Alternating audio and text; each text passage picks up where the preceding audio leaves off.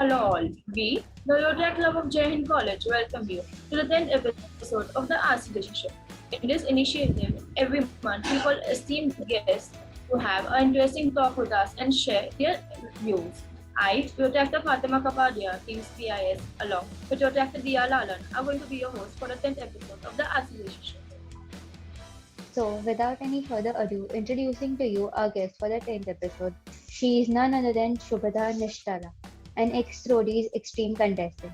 Not only she is an actor and dancer by profession, but also health and fitness enthusiastic. She is a trained Kathak dancer. She makes amazing content and inspired a lot of people. Hi guys. Hello, good afternoon, ma'am. Please don't call me ma'am. You make me feel older than what I am. So we'll stick to first name basis. Okay. How are you doing? I'm great. How are you guys doing? How's college in the pandemic? Now the college has started, so we are having a bit of fun. Cool. See, I'm part of the old people group, so we graduated way before the pandemic was even prevalent. So I enjoyed my college life. I hope you guys have fun. This is the best time of your life, honestly.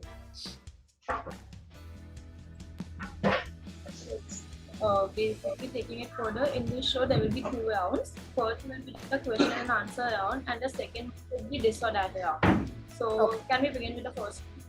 Yep.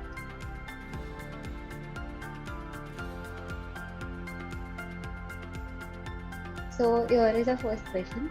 Can you tell us about your journey of becoming a content creator, dancer, or fitness enthusiast? Oh.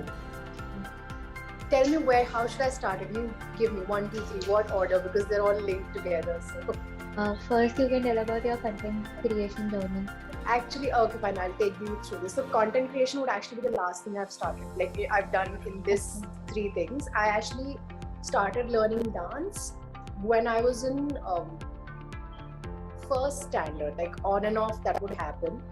And joined proper classes when I was in 4th grade. So because I stayed in North, Kathak was one of the most popular classical dance forms to learn. And I had this really good guru who lived very close to my place, so I just thought that I had to join. And so my elder sister and I started learning Kathak, and with time we kind of got really into it. And they say, when you start classical dance, that kind of sets the base for other dance forms as well. So it's been a good journey with dance. I finished, I studied dance till I was in 12th grade, because after that I had to move to Pune for my undergrad, so I couldn't continue in the same place. But I'm just very grateful that I found the right people, the right guru who could guide me, and also kind of instill that discipline and the calm that I have today. It's also, I'd say probably 150% because of the discipline we've learned in class. So that's how dance happened. And every time I get an opportunity to meet my friends from dance class, I do kind of dance together. We do all our whatever we've learned since childhood, because this is actually my childhood group. So I've grown up with these people, so it's fun when I meet them. Fitness also is a subset of dance for me. So when I started dancing, I saw that I was losing weight, I was getting fitter and healthier, and I could dance for longer. And that is when I was like, okay, probably let's get into hardcore fitness. So with time, it started with Zumba, it started with aerobics, and then it went to proper gymming and then lifting. So that's my fitness journey, and it's mostly what started as a weight loss thing and to look a certain way eventually became more of an internal, I want to feel good, and I want to inspire women around me or my friends around me to also lead a healthy life.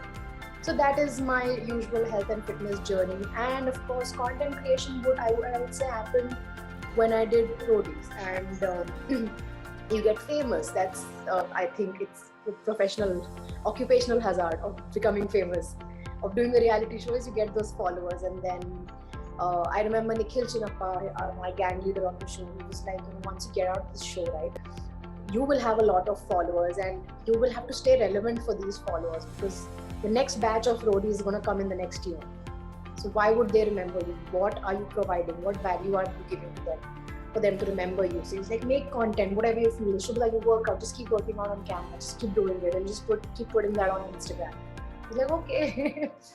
And that's how my content creation journey started. I'm not very consistent with it as I would say the rest of my batchmates from Roadies are, but I do it when I get time. I do it when I feel like it. I don't push myself to make content and have something completely irrelevant come out on camera. So I take my time and then just make something that I like. So that's my content creation journey.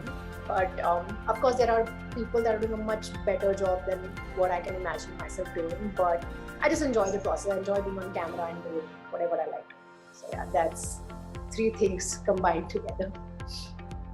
That was inspiring. Okay, moving further, what do you like to do in your spare time? So till when the pandemic started, my spare time was pretty much me sleeping. Like literally, I'm not joking. I would sleep around 12 to 13 hours a day. I had nothing to do. I didn't have a job by then. And then I got a job, and then so most of my free time is now my job. I mean, it shouldn't be like that. But most of my day goes into my full-time job, and then the rest of the time I usually work out. I plan the next day that I have. I'm following up with people that I work with. I used to read, but kind of got bored of reading. I'm always on the internet.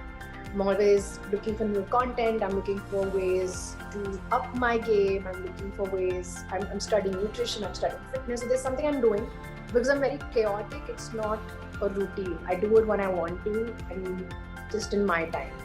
So yeah, free time is usually either just sitting on bed and reading something on the internet about fitness or nutrition or some new trends that are happening on social media, because I'm a social media manager at a company, so I need to be updated with what's happening in the industry.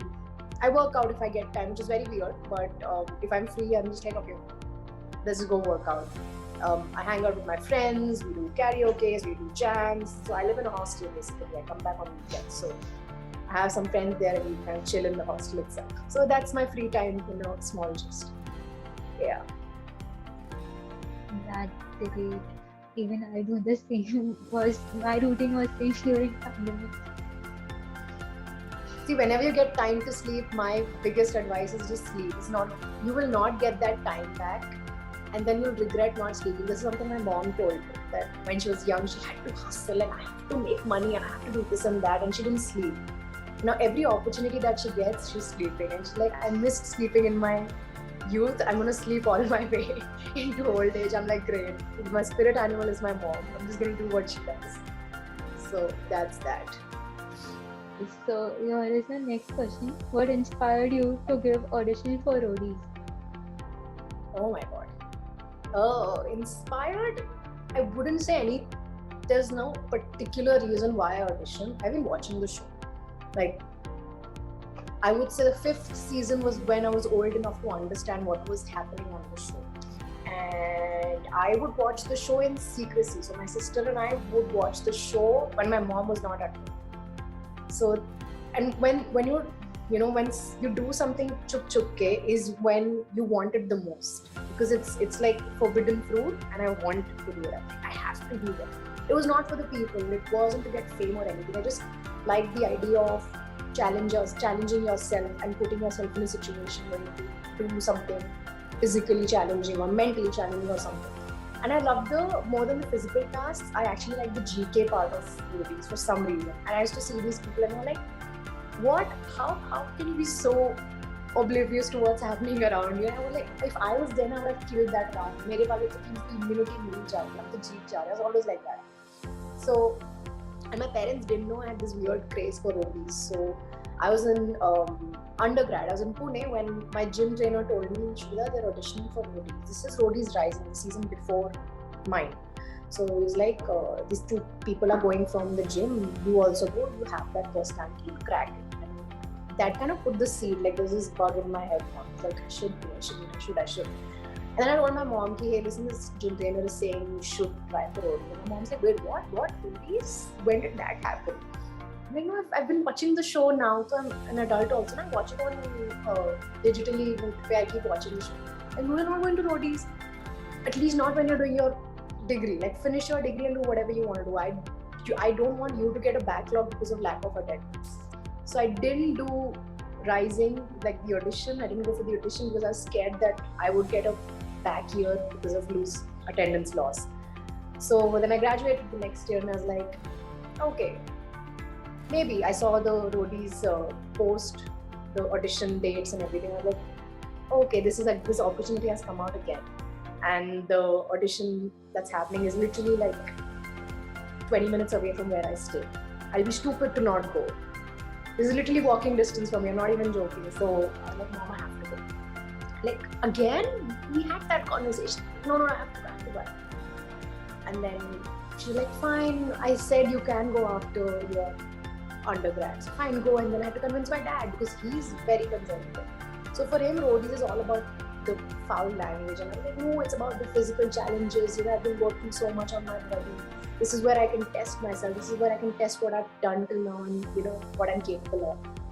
So the best part is that my dad and my sister dropped me off to the audition location because they were like, "Theek hai," she's been screaming about it for so long. So that's the thing that happened. It was mostly for me. It was never for the fame, never for the people that I'll get to meet there, never for the celebrities. It was just something like a bucket list thing. Had to check it off and get it done. I never even thought I'd get selected.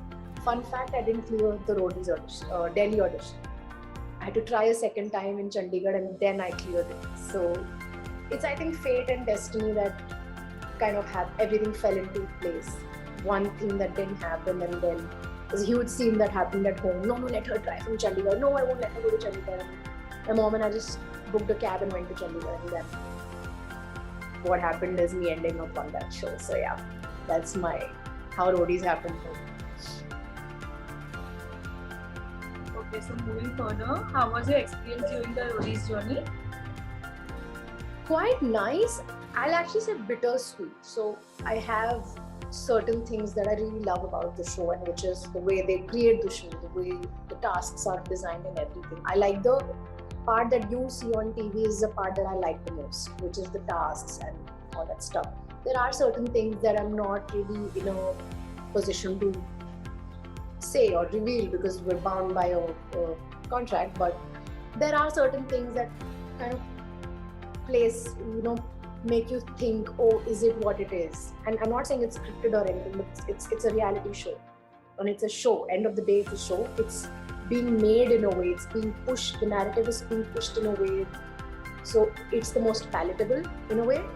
So there were some things that I did not agree with and they were not in my control. So I would say my journey is bittersweet because there were some really, really good people that I met. Some people that I'm still talking to. There were some people who just didn't add any value to my life after that. So even the people and everything, and just as this thing, so they take away our phones and everything. We don't have our phones, we don't have internet, we don't have music. You're not supposed to listen to music also. So the only music you listen to is in the car when you're traveling. So you're literally cut off from what's happening 30 days in the outside world. So it's a weird position to be in. Someone who's so used to their phone and have the phone taken away. It's just a weird environment to be in, but it's fun. Like the traveling part is fun. I would never travel otherwise. I would never go to these locations on my own. So for someone to take care of that, do it for free and be like, chalo tum bas gaadi mein baithna hai, I was more than happy. But yeah, it was bittersweet. I enjoyed the tasks, mostly because I was really good at them. But there's some things production-wise that I'm always on the fence about. Like I don't like to talk about it much, but could have been better.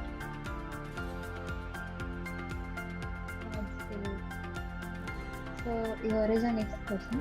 What dance styles can you perform? How many hours do you practice?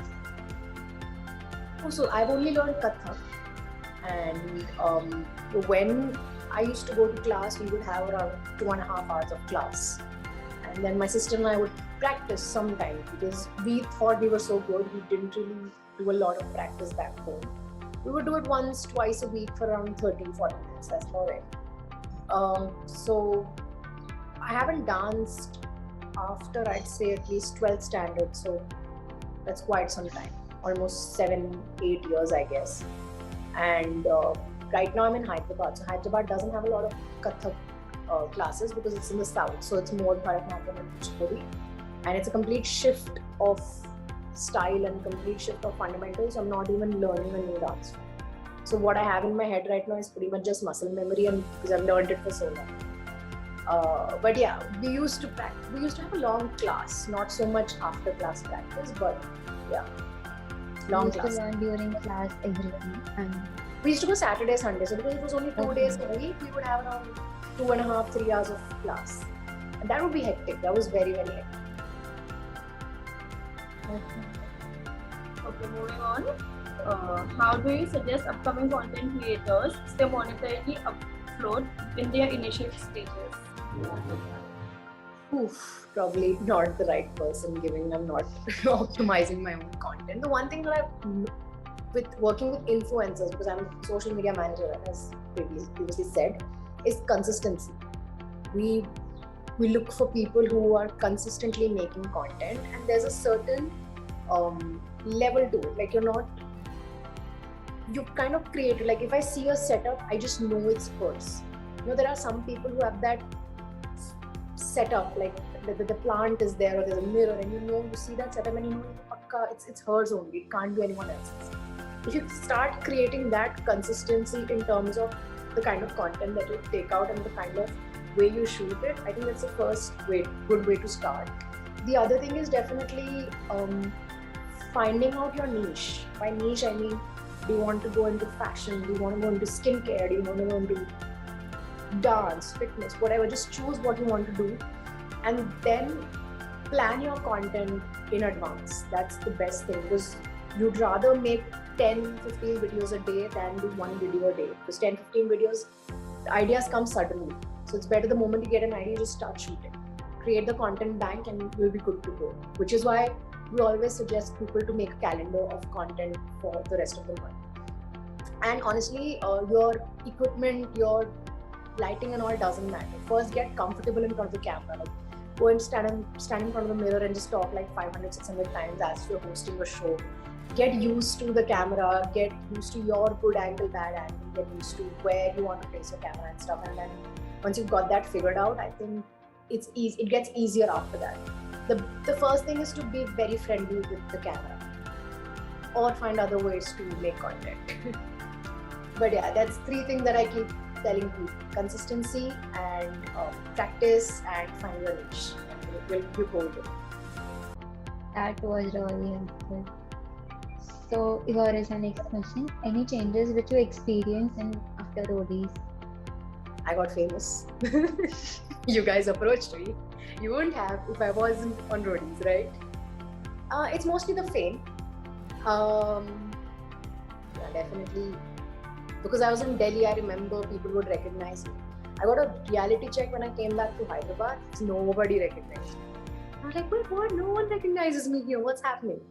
So Delhi, because of course Delhi, Chandigarh are the hubs, the center, focal point of stories. People would recognize me. And I had the haircut and all, right? So they're like, that's Shubhada. But apart from that, I think I have a better radar for sorting people out. Now I can tell who's a good person. And I'm not saying people are bad, but just some people that add value to you and who's not going to add value to your life. And that I've learned, and that's also because I've aged. I was 21 when I did roadies. I'm turning 26 next month. So there's a huge gap in between these 2 stages of my life. So I have a better radar for assessing people. I'm better at assessing people basically, and also I'm quieter now. Quieter as in I'm relaxed. I'm not chaotic. So I was trying my damn hardest to not be as chaotic on roadies as I am in reality. Because I had strict instructions from my mom: you do something chaotic, you're not coming back home. So I had to really control myself from saying anything that was inappropriate or not right, stuff like that.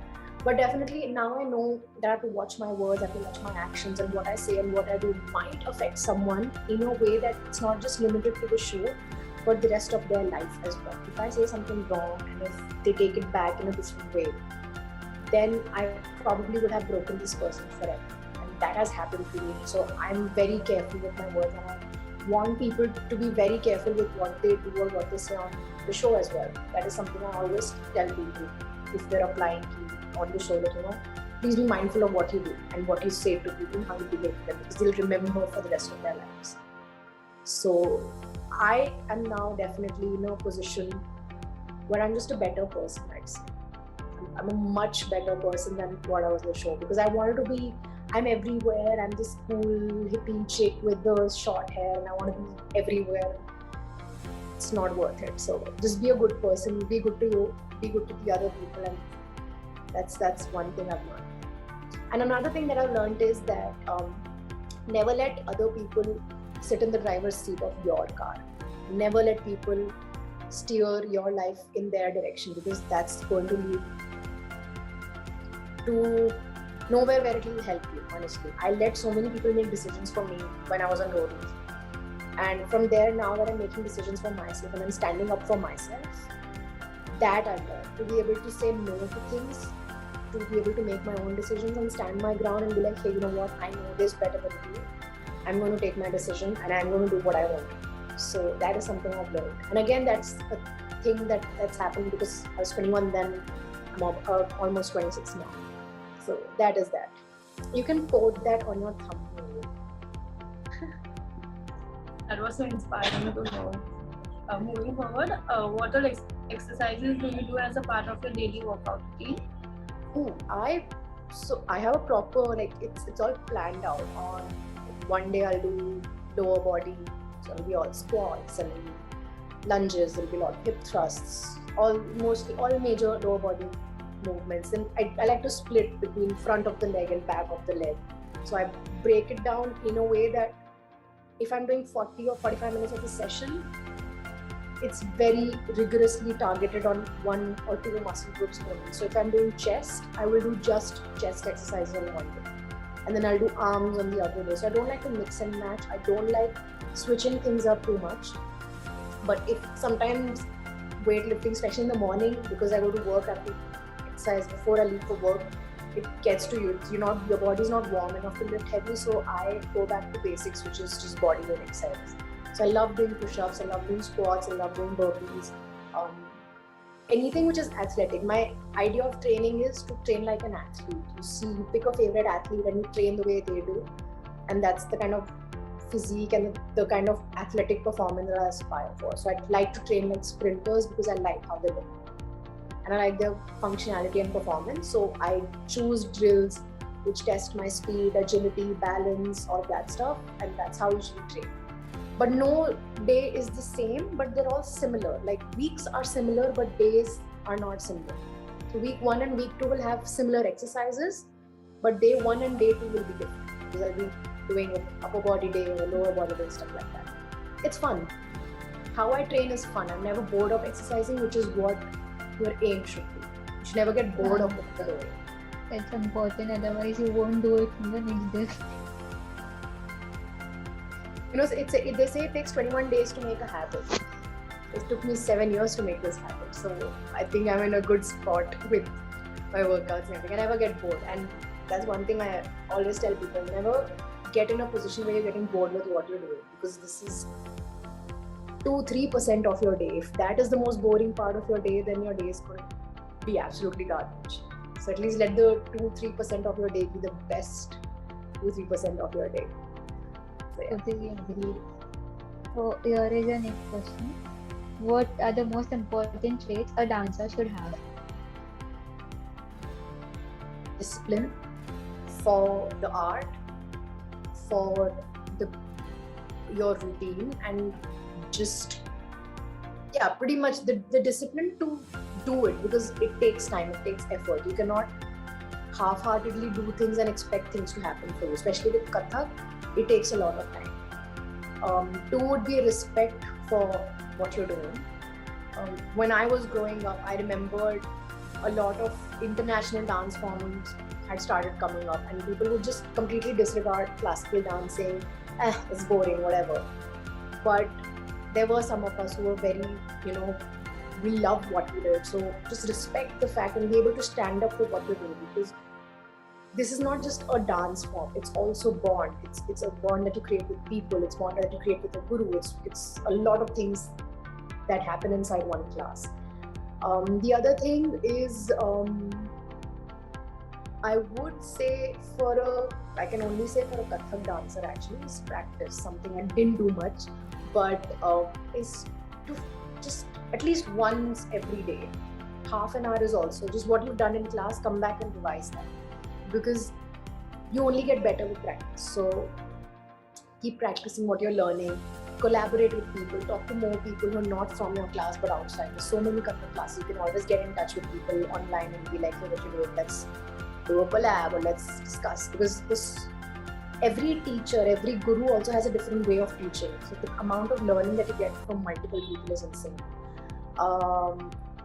And I'd just say enjoy the process. One thing that dancers need to understand is, end of the day, it's movement and it's expression. So if you're doing it for the sake of doing it, you're not doing yourself a favor. So just go out and enjoy dancing. And it's fine if you goof up on stage. I've goofed up so many times on stage, but it's all in good spirit, because when you see it on tape again and you're like, I'm just scratching my head like I'm missing a step, it's funny, but it's fun. So just enjoy what you're doing, because like for me right now, I'm in a position where I'll do anything to go back to class. Which if it means shifting back to Delhi as well, I'm willing to do that. So enjoy what you're doing in class, enjoy with your people, enjoy every little second that you get in class. It's the best thing you can do for yourself. Which workouts do you recommend for someone who just wants to have a healthy lifestyle? Walking is great. Start with walking. Of course, eventually you will have to do a little bit of strength training, and that's only because of the health benefits of strength training, especially for women. Having muscle mass on your body, and I'm not talking about those big muscles that bodybuilders have. That's naturally impossible for women to have. And I'm saying the word naturally impossible. We don't have that kind of testosterone in our body to create that kind of muscle.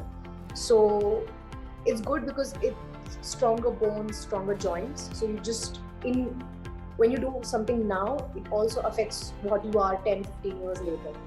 So stronger bones, stronger joints, your hormonal health is better, your weight is under control, your hair, skin, everything is better. So eventually start resistance training. I would suggest if you're 17 or 18, you can actually start hitting the gym or invest in a couple of weights and start doing weighted exercises, because body weight is great, it's fun, but you'll need that extra resistance, because our body is meant for movement and our body is meant to push resistance. You're pushing and pulling almost every single day, right? So you need that extra resistance to create that muscle mass. And the more muscle mass you have, the leaner you are for a longer period of time, because muscle requires a lot of maintenance calories. So it's, in a way, it's known facts that muscle is great for you. So especially for women, if you guys are watching and the kind of audience that you have, I would really encourage women to start weight training, because abs and muscles and all that aside, the physical vanity of it, the aesthetics are great. Everyone looks great, but the long-term benefits of strength training, and I can see it in my mom. She's almost 55, but she looks so much younger than what an average 55-year-old woman in India does, because I started training her to do resistance and strength training when she was around 48.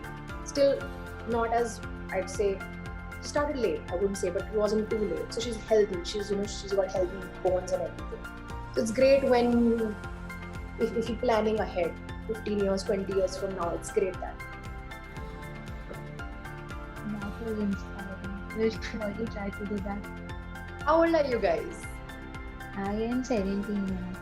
There is so much resource on YouTube, I'm telling you, even if you want to learn the basics of it, right? So what I learned was because of a gym training, and then I got bored of the gym. I didn't like too many people around me. I didn't like the unhygienic setup of a gym. There's so many people sweating, and I was like, nah. And every birthday I would just get a new set of dumbbells for myself. And that's how I created my home gym. So I'm always working out at home. I've not stepped in the gym since 2016, and I don't plan to also. Whatever I do is inside the house, because you can work out anywhere. That's my mantra in life. So even if you can invest in a couple of dumbbells, and these are long lasting. When you grow older, you can purify masalas also. That's what my mom did. So these things are going to last, and you can create a routine. You can learn things online, create a routine, and have the best body you ever had and be the healthiest you ever been. There's so much, and especially because of the pandemic, there's so many YouTubers that have come up who are creating follow-along programs that you can do with them watching them. I can name 500 just like that. So it's never to, and for you guys, you're in a great age where you can see amazing results in literally 2-3 years. I wish I had started when I was your age. Now in retrospect, I look back. We surely follow your advice. I will check on you guys, okay? I will check on you guys 2 months or 2 months later. Sure. So here is your next question. What advice would you give for today's young generation?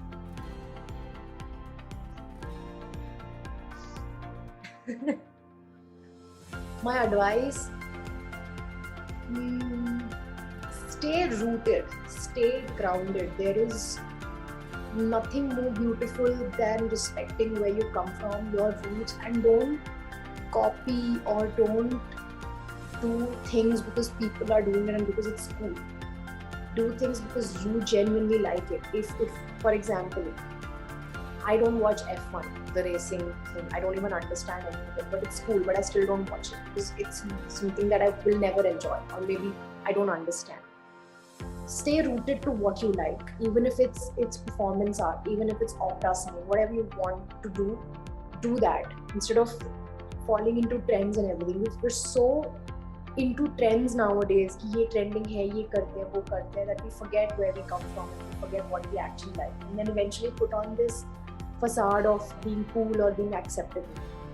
And I've done this in my school days because I shifted from a Ghaziabad school to a Delhi school, so I had to fit into the Delhi crowd.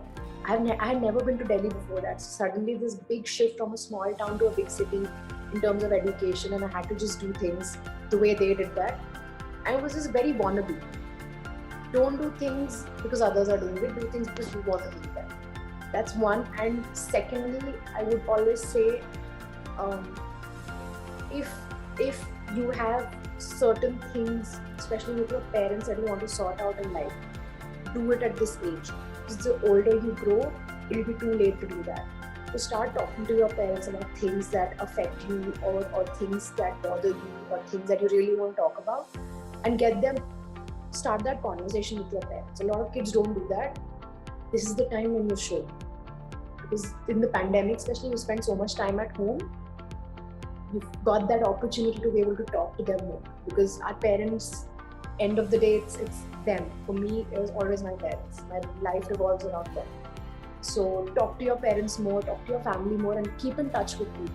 Keep in touch with your friends, your old friends, school friends, everyone, because loneliness can get to you at times. And I'm weird coming from me because I'm literally a loner at this stage, but just stay in touch with your friends and meet with them and just have a great time in your life, and don't do things because others are doing it. Yeah, that's good. And another thing, don't sabotage your social life because you have a routine, right? Like a daily routine, like मुझे 6:30 बजे ये करना है, 7 o'clock ये करना है, 8 o'clock ये करना है. You're not a timetable. You're not an alarm clock. So you don't need to live your life according to a routine. Have like a 60%, 70% calendar day, and then the rest of the day, let be flexible. Do whatever you want to do, and eat nice food. There's so much good food. Eat healthy, live healthy, and yeah, just have fun. That's the only thing I can tell the current 18 to 19-year-old. By 21, you'll have a different life altogether. You'll be out in the professional world and you'll have to figure things out. But yeah. I'm so sorry I got logged out because of my connectivity issue. Welcome to the pandemic. Thank you. Okay, so like this, the round one comes to an end. It was so great to know about your feedback on your perspective on fitness and dance. Thank you. Let us begin with the round two. The round two will be a discussion round. Okay.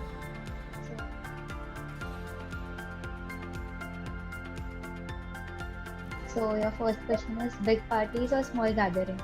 Small gatherings. Instagram or YouTube?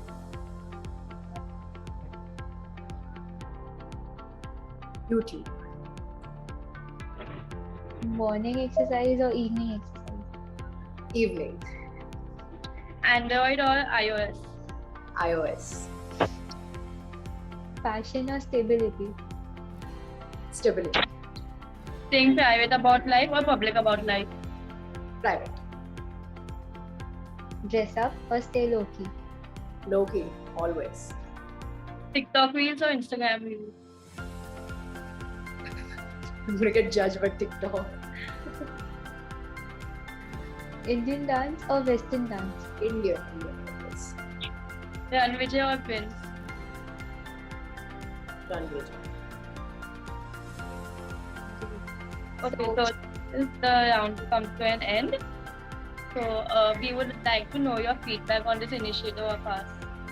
I think it's great what you guys are doing. I've known a lot of road track from college as well, and they keep doing things like that.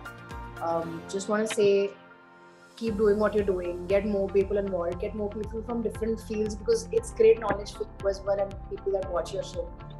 And great to see you guys taking this initiative up. Honestly, it's very nice that you're recording and putting things out, so it will always be on the internet in some way or the other.